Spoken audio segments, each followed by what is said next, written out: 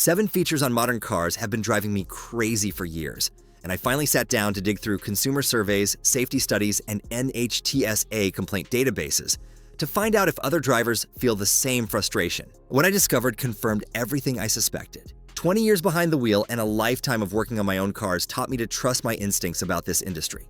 J.D. Power's 2024 data on consumer satisfaction with automotive technology landed at just 494 out of 1,000 points, which doesn't even qualify as passing. Premium brands charging $60,000, $70,000, $80,000 now score worse on initial quality than mass-market vehicles, and that number comes straight from the industry's own research. You're paying more and getting less. That gut feeling you've had about modern cars being designed against your interests turns out to be completely accurate. Today I'm walking through my list of the most irritating features on modern vehicles, backed by real research. And by the end, you can tell me in the comments whether you agree or if I'm completely off base. Let's start with number 7 on our list: interior materials that fall apart. Interior quality started declining years ago while prices climbed in the opposite direction, and I wanted hard evidence showing whether other owners noticed the same pattern. High-gloss piano black trim covers nearly every surface in new cars now, looking fantastic on the dealer lot for about 2.5 minutes before reality sets in. Mazda 3 owners on forums describe it exactly that way. Those aren't my words, but actual owners venting about the same problem I noticed years ago. Scratches appear even if you look at piano black wrong. Fingerprints show up immediately, and dust clings to it like a magnet. And here's where it gets absurd. Wiping it clean creates more scratches on that mirror finish, which is why people call it a cleaning paradox. Thousands of complaints describe the exact same experience, and that told me I wasn't imagining things. Ford engineers revealed the real motivation back in 2013 when they explained that piano black plastic saves approximately 50% on costs by eliminating traditional clear coat processes. Half the cost explains why your $40,000 car develops an interior that looks worse than a 2008 Camry after 6 months. Synthetic leather materials carrying premium-sounding names tell a similar story of cost-cutting disguised as features. BMW branded theirs Sensatech, Mercedes went with MB-Tex, and Toyota markets Softex, all sounding fancy until they start peeling, becoming sticky, and degrading in ways that real leather from 20 years ago never did. Cars I owned in the 90s still have original leather looking better than this stuff after 5 years. Class action investigations currently target Maserati, Jaguar, Range Rover, Mercedes-Benz, Ferrari, and Lamborghini for interior switches with peeling or sticky surfaces on vehicles exceeding $90,000. When dashboards fail on vehicles like the Corvette and Hyundai Santa Cruz, replacement costs run between $3,300 and $4,700.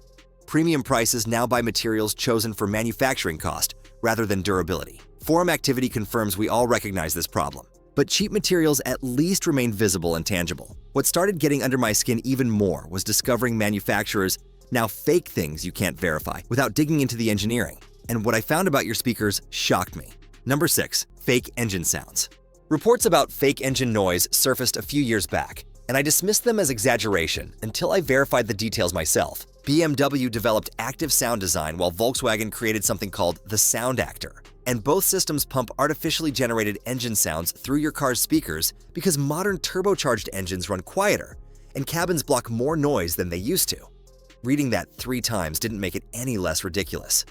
Volkswagen's Sound Actor mounts as a unique black disc at the base of your windshield that vibrates the glass to create resonant engine sounds, while BMW's M5 and M3 play pre-recorded audio synchronized with your RPM data. Performance vehicles now deliver engine sounds through your stereo system rather than from anything mechanical. Journalists at the Washington Post captured the psychology perfectly when they wrote that automakers resort to artifice because they understand a key car buyer paradox, where drivers want all the force and fuel savings of a newer engine combined with the classic sound of an old gas guzzler. Anyone who spent time under hoods and around engines their whole life can distinguish authentic mechanical sounds from processed audio files instantly. Forum users describe these systems as pure garbage and deceptive heresy, and having experienced it myself, that assessment sounds about right for anyone who actually cares about what sits under the hood.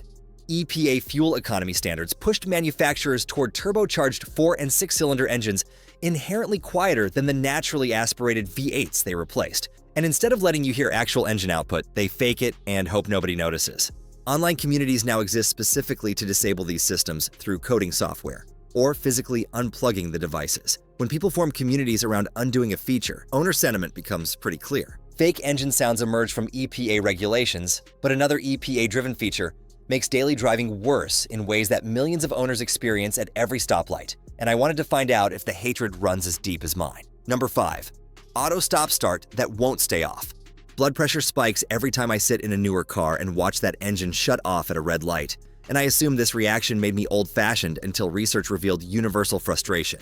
Stop-start systems now appear in 62% of 2023 US vehicles, generating a $67 billion annual market for the industry. And here's what drives me and millions of other owners crazy. Permanent disable doesn't exist as an option. Every ignition cycle resets it to on, forcing that button press on every single drive. EPA fuel economy ratings justify this technology's existence, with agency estimates claiming 4 to 5% improvement in city driving. That sounds decent until real-world testing by Edmunds reveals only 2.9% improvement with air conditioning running, under 3%, and in exchange, your engine performs 3 to 5 times more start cycles than a conventional vehicle. A GM batteries capable of handling that additional strain cost between $150 and $480 to replace, and forum users report capacity dropping from 650 to 380 cold cranking amps within 85,000 miles, which matches what I've witnessed personally. A Subaru Forester owner mentioned that his salesperson's first piece of advice when showing the car covered how to turn that feature off, while a Honda Pilot owner counted 15 shutoffs just navigating his neighborhood because of all the four-way stops. Stories like these appear everywhere once you start looking. Aftermarket stop-start eliminators selling for $50 to $100 have created their own industry because hatred for this feature runs so deep. Buying one myself has crossed my mind more than once. EPA Administrator Lee Zeldin called it out directly in 2025, describing stop-start as a system every driver hates that offers minimal carbon emissions benefits, faces widespread consumer dislike, and prematurely wears out starter systems. Even the head of the EPA acknowledges what we've all been thinking, yet manufacturers still refuse permanent disable options. Everything covered so far, the cheap interiors, fake sounds, and constantly restarting engines, lands in the frustrating category. What the research revealed next actually scared me, and calling it something that should be illegal isn't exaggeration. Number 4. Touchscreens replacing buttons. Complaints about touchscreens in cars have come out of my mouth for years, while my wife dismissed it as stubbornness, but safety data vindicated those instincts completely. Swedish magazine Vi Bilägare tested drivers completing basic tasks at highway speeds in 2022. Things like adjusting heat, finding radio stations, and resetting trip computers. A 2005 Volvo V70 with physical buttons finished in 10 seconds, a Tesla Model 3 required 23.5 seconds, and the worst performer, an MG Marvel R, took 44.9 seconds. Traveling at 68 miles per hour, that worst-case scenario covers 1,372 meters, nearly a mile, while distracted by climate controls. Reading that number out loud helped it sink in. Broader safety research supports these concerns across multiple studies. UK TRL researchers found touchscreen interaction as distracting as texting while driving. AAA research documented drivers spending an average of 40 seconds visually and mentally distracted when navigating in-car screens. And Euro NCAP data revealed distraction-related crashes rose nearly 20% since 2020, coinciding exactly with larger touchscreens becoming standard equipment. Tesla pioneered the touchscreen-only approach, where a single screen controls nearly everything, including HVAC, wipers, glove box release, and mirror adjustment. Another example is Volkswagen's ID.4, which earned massive criticism for non-backlit haptic sliders and steering wheel touchpads activating accidentally during normal driving. A lawsuit filed by one Volkswagen owner described his hand accidentally touching the haptic cruise control slider while parking, causing sudden acceleration and $14,000 in damages. That nightmare scenario runs through my mind every time these touch-sensitive controls appear. Regression disguised as technology describes this trend accurately, and crash statistics prove it. Euro NCAP's 2026 protocol will penalize cars lacking physical controls for horn, indicators, hazard lights, wipers, and emergency systems. Volkswagen's design chief Andreas Meint admitted defeat with these exact words: "We will never, ever make this mistake anymore. It's not a phone, it's a car." Hyundai, Porsche, Mercedes-Benz, and Audi announced returns to physical controls, while Tesla shows no sign of reversing course. Button assemblies cost more than touchscreens. That single fact explains everything, because they traded your safety for cost savings, and I found the studies proving it wasn't worth it. Manufacturers at least acknowledge their touchscreen mistake now, which I wish applied to the next category: Technology claiming to help you but misfiring constantly, fighting your inputs, and resetting every ignition cycle shows no sign of going away, and complaint data revealed staggering numbers. Number 3. Driver nannies that won't turn off. Modern safety systems save lives, and the data makes that clear. IIHS research shows automatic emergency braking cuts rear-end crashes by 50% and injuries by 56%. False positive rates that destroy driver trust create the real problem, compounded by the fact that permanent disable doesn't exist. Phantom braking in rental cars happened to me personally, which prompted research into how widespread this really gets. Tesla's phantom braking issue alone generated 1,845 NHTSA complaints covering the Model 3 and Model Y, with the agency investigating 416,000 vehicles for unexpected brake activation occurring without warning, at random, and often repeatedly in a single drive cycle. One owner described the vehicle slowing from 80 to 69 miles per hour in less than a second on the highway with no apparent cause. Reading through those complaints felt like reading descriptions of my own experiences. Honda faces a separate NHTSA investigation covering 1.7 million vehicles for similar phantom braking behavior. Lane keep assist frustrates everyone I've talked to about it. EU regulations effective July 2022 mandate these systems while allowing only temporary disable through minimum 2 button presses with automatic reset 2 on each drive. Forum users describe the system as more hindrance than safety feature, matching my experience exactly. One commenter called it dangerous during evasive maneuvers, writing that he thought he'd hit black ice when it tried forcing him back into his lane. That sensation happened to me too. Rear seat reminders contribute 1.7 problems per 100 vehicles in J.D. Power's data, with owners mistaking warnings for unbuckled seatbelts or receiving false alerts with empty back seats. NHTSA's 2029 mandate requiring automatic emergency braking on all new vehicles means these systems aren't going anywhere, and neither are the false positives. Permanent disable doesn't exist. Reset happens every drive, and sometimes the car actively fights you for control. Complaint databases prove I'm not alone in this frustration. But everything mentioned so far, the cheap interiors, fake sounds, stop-start, distracting touchscreens, and misfiring safety systems, at least came included with the car you purchased. What I found next triggered genuine anger because manufacturers now charge again, monthly and forever, for things already physically installed in your vehicle. This reveals exactly what the industry thinks of its customers. Number 2. Subscriptions for hardware you already own. News about BMW charging subscription fees for heated seats sounded like a joke when I first heard it, requiring personal verification because it seemed too absurd. BMW launched a heated seat subscription in 2022 costing $18 monthly to activate seat heaters already physically present in your vehicle. Purchase complete, hardware installed, and BMW demanded monthly payments just to turn it on. Decades of working on cars never prepared me for something this insulting from a manufacturer. Backlash hit hard enough that BMW suspended the program in September 2023, with marketing boss Peter Nota admitting user acceptance isn't that high and acknowledging that perception is reality. That perception, recognizing BMW's attempt to nickel and dime people for things already paid for, landed accurately. Other manufacturers pursued similar approaches. Toyota tied key fob remote start to remote connect subscriptions running $8 to $15 monthly, even though the feature uses simple radio waves, requiring no internet connection, yet refuses to function without cellular subscription payments. Understanding how these systems work technically makes this infuriating on an engineering level. GM's Super Cruise hands-free driving costs $25 monthly following a 3-year trial, with only 20% of owners continuing payments after trials expire, revealing exactly what people think of these fees. Tesla announced in early 2026 that full self-driving transitions to subscription only at $99 monthly, eliminating the one-time purchase option entirely.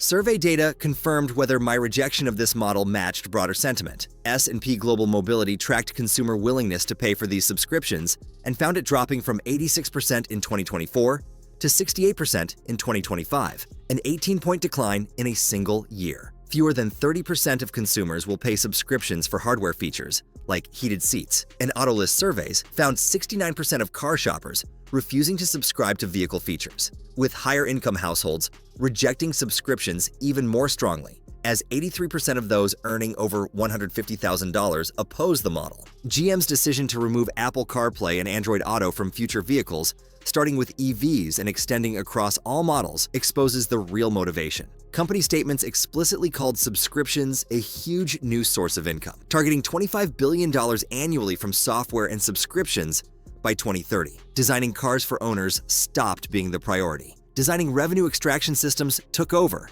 and survey data shows drivers recognize it clearly. Every issue I've covered today, the cheap materials, fake sounds, systems refusing permanent disable, and subscriptions for hardware you already own, depends on one thing: making sure you can't do anything about it. This issue matters most to me personally, and it brings us to number 1. Right to repair restrictions. Working on my own cars filled my entire adult life, from brake jobs to alternator swaps to diagnostics with basic tools. Modern vehicles make that increasingly impossible, and understanding why became necessary. Dealer-only tools and software now gate repairs you once completed in your driveway, and the Auto Care Association reports 63% of independent shops struggling to complete routine repairs daily or weekly due to manufacturer restrictions. When professional mechanics face barriers, home repair becomes nearly impossible. A DAS calibration, the process of recalibrating safety systems, triggers after something as simple as windshield replacement and affects nearly 90% of 2023 model year vehicles. That calibration adds $300 to $1,200 to replacement costs and requires specialized equipment unavailable to consumers. Battery replacement on BMW, Audi, and Volkswagen vehicles now demands battery registration through dealer software, without which the management system can't adjust charging parameters properly, risking premature failure. Swapping in a new battery in 20 minutes like we used to belongs to the past. Key fob programming runs between $150 and $600 at dealers compared to $50 to $200 at locksmiths. But many manufacturers locked out independent programming entirely. Airbag module replacement and crash data clearing require dealer equipment on most modern vehicles. Other people fighting back provided some relief when I discovered the Massachusetts Right to Repair ballot measure passed with 75% voter approval in 2020. Despite a $26 million opposition campaign funded by automakers. That law requires manufacturers providing standardized open data platforms, enabling independent shops and owners to access vehicle information. 5 years of legal challenges ended when a federal judge dismissed all manufacturer lawsuits in February 2025. And rather than comply, Kia and Subaru disabled telematics systems entirely on Massachusetts vehicles. Breaking features for an entire state became preferable to letting owners repair their own cars. Every other issue on this list connects back to this foundation. Without repair rights, ownership becomes an illusion. And accepting that as the future of car ownership isn't something I plan to do. Research started with expectations of finding maybe I'd gotten older and pickier, maybe modern cars aren't as bad as they feel from behind the wheel. Data told a completely different story. Consumer Reports data shows EVs and plug-in hybrids carrying 80% more problems than conventional vehicles. J.D. Power shows premium brands scoring worse than mass market on initial quality, and the 2024 initial quality study hit 195 problems per 100 vehicles, with trends heading unmistakably worse. Data validates what instinct already suggested. These complaints don't concern missing carburetors or nostalgia for the old days, but documented problems carrying quantifiable costs, verified failure rates, and regulatory interventions acknowledging the issues as real. Modern vehicle design increasingly serves everyone except people who actually drive. Frustration every time you sit in a new car doesn't make you crazy. Paying attention puts you ahead of most buyers, and millions of other drivers share exactly the same experience. If you share the same frustration with these features, or there's something else on modern cars driving you absolutely mad that I didn't cover, let me know in the comments because I want to hear about your story. Also, don't forget to hit that like and subscribe for more content like this, where I dig into what's really going on with the cars we're supposed to love driving. See you in the next one.